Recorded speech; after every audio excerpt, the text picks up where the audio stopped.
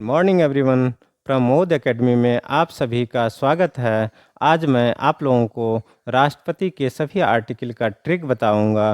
Trick start करने से पहले मैं कुछ संसद के बारे में बताना चाहूँगा कि संसद जो होता है उसका 3 अंग होता है। एक होता है राज्यसभा, जिसको उच्च सदन भी कहते हैं, इन्हें बूढ़ों का सदन भी कहा जाता है। दूसरा होता है लोकसभा, इसे जो है निम्न सदन कहा जाता है। और तीसरा होता है राष्ट्रपति। और राष्ट्रपति आर्टिकल 52 में होता है, लोकसभा आर्टिकल जो है 81 में होता है, राज्यसभा आर्टिकल 80 में होता है तथा संसद जो होता है ये 79 में होता है। तो जैसे क्या ये संसद हो गया, संसद, और इसका 3 अंग हो गया। पहला हो गया राज्यसभा, दूसरा हो गया लोकसभा और तीसरा हो गया राष्ट्रपति। तो संसद जो होता है, संसद आर्टिकल नंबर 79 में होता है। और राज्यसभा जो होता है आर्टिकल 80 में होता है। लोकसभा जो होता है आर्टिकल 81 में होता है। और राष्ट्रपति जो होता है आर्टिकल 52 में होता है। तो इसे भी याद रखना जरूरी है। तो संसद को कैसे याद रखेंगे, संसद का आर्टिकल कौन सा है, तो इसको ऐसे आप याद कर सकते हैं। इसका ट्रिक ये है कि 100 से 7 और सद को उल्टा कर दीजिए। सद को उल्टा करेंगे तो क्या हो जाएगा 10, और 10 में से 1 माइनस कर दीजिए तो 9 हो जाएगा। 7 पे 9 कर दीजिए तो ये 79 हो गया। तो संसद का आर्टिकल 79 हो गया, राज्यसभा का आर्टिकल 80 हो गया, लोकसभा का आर्टिकल 81 हो गया, राष्ट्रपति का आर्टिकल 52 हो गया। तो इसको सीक्वेंस में ऐसे याद रख लीजिए। सिर्फ संसद का याद रखिए कि संसद का 79 होता है, ट्रिक से याद रख लीजिए संसद का। उसके बाद सीक्वेंस में याद रख लीजिए, 79 के बाद 80 होता है तो राज्यसभा का 80 हो जाएगा। उसके बाद लोकसभा का 81 सीक्वेंस में अगला सीक्वेंस हो जाएगा। राष्ट्रपति का आपको याद ही करना पड़ेगा, राष्ट्रपति का 52 होता है। तो अब राष्ट्रपति में आर्टिकल नंबर 52 से लेकर आर्टिकल नंबर 61 तक होता है। इसका ट्रिक है पकानी कोका द्वयोदशम। तो पकानी कोका द्वयोदशम इसका ट्रिक है। इस पे जो है हर एक अक्षर पे एक जो है आर्टिकल है। तो प पे 52 है। प का मतलब राष्ट्रपति का पद होता है। का से होता है कार्यपालिका, ये आर्टिकल नंबर 53 होता है। नी से होता है निर्वाचन, ये आर्टिकल नंबर 54 पे होता है। को से होता है कोटा, आर्टिकल नंबर 55 पे होता है। का मतलब होता है कार्यकाल, यह आर्टिकल नंबर 56 पे होता है। दू का होता है दोबारा, आर्टिकल नंबर 57 पे होता है। यो का मतलब होता है योग्यता, आर्टिकल नंबर 58 पे होता है। द का मतलब होता है दशा, कंडीशन, आर्टिकल नंबर 59 पे होता है।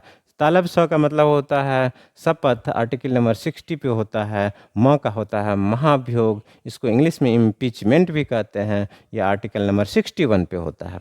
अब चलिए एक एक करके इन डिटेल्स देखते हैं। तो प का मतलब हो गया राष्ट्रपति का पद, और ये आर्टिकल नंबर 52 में होता है।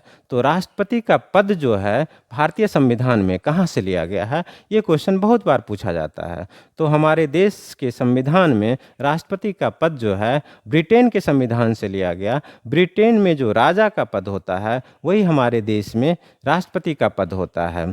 तो अब चलते हैं का मतलब हो गया कार्यपालिका, ये आर्टिकल नंबर 53 में है। और कार्यपालिका का शक्ति जो होता है राष्ट्रपति में निहित होता है, क्योंकि किसी कार्य को करने के लिए अंतिम फाइनल मोहर राष्ट्रपति का ही लगता है। जब तक राष्ट्रपति साइन नहीं करेंगे कोई भी कार्य नहीं होगा। तो इसीलिए कहा जाता है कि कार्यपालिका की शक्ति राष्ट्रपति में निहित होता है। ये आर्टिकल नंबर 53 में वर्णन है इसका। अब चलते हैं नी का मतलब होता है निर्वाचन, ये आर्टिकल नंबर 54 में है। निर्वाचन का मतलब हो गया इलेक्शन, और इलेक्शन जो होता है, चुनाव जो होता है राष्ट्रपति का, यह अप्रत्यक्ष एकल संक्रमणीय मत पद्धति के द्वारा होता है। और इसमें क्या होता है, इसमें डायरेक्ट जनता भाग नहीं लेती है, तो यह अप्रत्यक्ष चुनाव होता है। तो अब अप्रत्यक्ष और प्रत्यक्ष चुनाव में क्या डिफरेंस है, प्रत्यक्ष चुनाव उसे कहते हैं जिसमें जनता डायरेक्ट भाग लेती है, उसे प्रत्यक्ष चुनाव कहते हैं। जिसमें जनता भाग नहीं लेती है डायरेक्ट, उसे अप्रत्यक्ष चुनाव कहते हैं। तो राष्ट्रपति के चुनाव में डायरेक्ट जनता भाग नहीं लेकर लोकसभा का सदस्य, राज्यसभा का सदस्य और विधानसभा का सदस्य भाग लेता है। जैसे कि यहाँ पे देखिए कि हमारे देश में जो है एक संसद होता है, दूसरा विधानमंडल होता है राज्य में। तो संसद में राज्यसभा और लोकसभा दो सदन होता है। तो राज्यसभा के सभी सदस्य और लोकसभा के सभी सदस्य इलेक्शन में भाग लेंगे, लेकिन निर्वाचित सदस्य भाग नहीं लेंगे। जैसे राज्यसभा में 12 सदस्य राष्ट्रपति के द्वारा ही निर्वाचित होकर आता है, तो वो निर्वाचित सदस्य भाग नहीं लेंगे। जैसे लोकसभा में पहले ये था 2 एंग्लो इंडियन मनोनीत होकर आता था, लेकिन अब ये संविधान के संशोधन 104 के तहत इसको हटा दिया गया है। तो ये तो अभी है ही नहीं, लेकिन ये 12 सदस्य जो मनोनीत होकर आता है यह हमारे संविधान में अभी भी है। तो ये चूँकि राष्ट्रपति ही मनोनीत करता है, वो अगले इलेक्शन में यदि वही वोटिंग करे तो वो पक्षपात जरूर करेगा। उसको जो मनोनीत करके लाया है वो उसी को वोट देगा। यदि वो दोबारा राष्ट्रपति खड़ा हुआ तो वो पक्षपात हो गया। तो इसीलिए इसको जो है इलेक्शन में भाग लेने के लिए नहीं दिया जाता है। अब चलते हैं विधानमंडल में। विधानमंडल जो राज्य का होता है, विधानमंडल में 2 सदन होते हैं, एक विधान परिषद, दूसरा विधानसभा। तो विधान परिषद के सदस्य राष्ट्रपति के चुनाव में भाग नहीं लेते हैं, सिर्फ विधानसभा के सदस्य राष्ट्रपति चुनाव में भाग लेते हैं। अब चलते हैं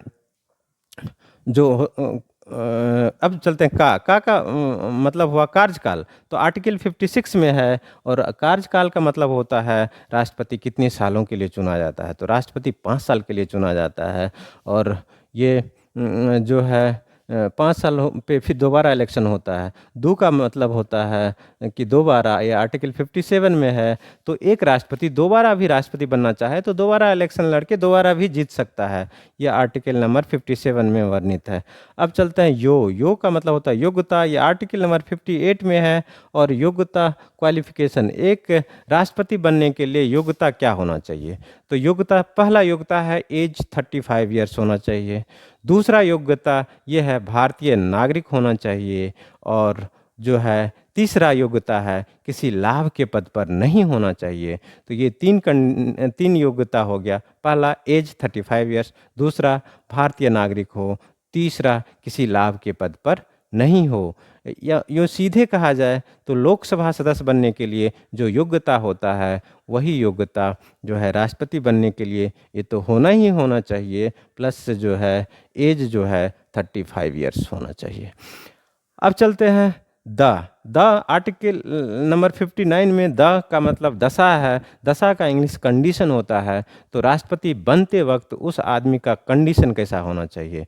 तो उसका कंडीशन होना चाहिए कि वो पागल नहीं होना चाहिए, और पागल नहीं होना चाहिए तो उसका जो है तभी वो बन सकता है राष्ट्रपति। तो ये हो गया। अब चलते हैं तालब स आर्टिकल 60 में है, और इसका मतलब होता है से शपथ। तो राष्ट्रपति चुनाव हो गया, राष्ट्रपति जीत गया, तो उसको शपथ कौन दिलवाएगा। तो राष्ट्रपति को शपथ जो है चीफ जस्टिस ऑफ इंडिया दिलाता है।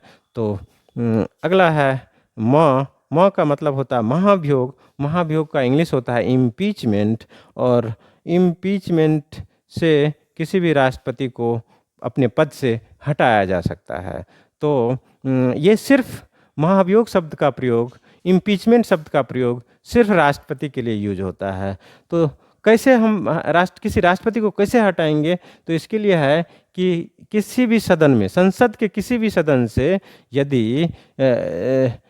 यदि इसको प्रारंभ किया जा सकता है महाभियोग को, जैसे राज्यसभा चाहे तो राज्यसभा कर सकता है, लोकसभा चाहे तो लोकसभा कर सकता है। जैसे यदि किसी सदस्य को ऐसा लग रहा है कि राष्ट्रपति जो है हमारे देश के हित के लिए कार्य नहीं कर रहा है, वो किसी दूसरे देश से मिला हुआ है और वो संविधान का उल्लंघन कर रहा है, तो ऐसे स्थिति में वो इम्पीचमेंट प्रक्रिया प्रारंभ कर सकता है। उसके लिए कंडीशन ये है कि जिस सदन का वो सदस्य है उस सदन का कम से कम 1/4 मतलब 25% हुआ, 25% का सिग्नेचर होना ज़रूरी है प्रारंभ करने के लिए। यदि 1/4 सिग्नेचर उसके पास हो जाता है तो वो राष्ट्रपति को भेजा जा सकता है और राष्ट्रपति को 14 दिन के अंदर उसका जवाब देना होता है। और राष्ट्रपति जब जवाब नहीं दे पाता है 14 दिन के अंदर तो ये सीधे लोकसभा में भी चला जाता है और वहाँ से भी ये प्रारंभ होता है। और ये पारित होने के लिए 2/3 वोटिंग होना जरूरी है। 2/3 का मतलब हुआ 66% जो है पारित करने के लिए वोटिंग जरूरी होता है। यदि 66% वोट मिल गया तो इसका मतलब राष्ट्रपति को अपने पद से महाभियोग के तहत हटना पड़ जाता है। Thank you.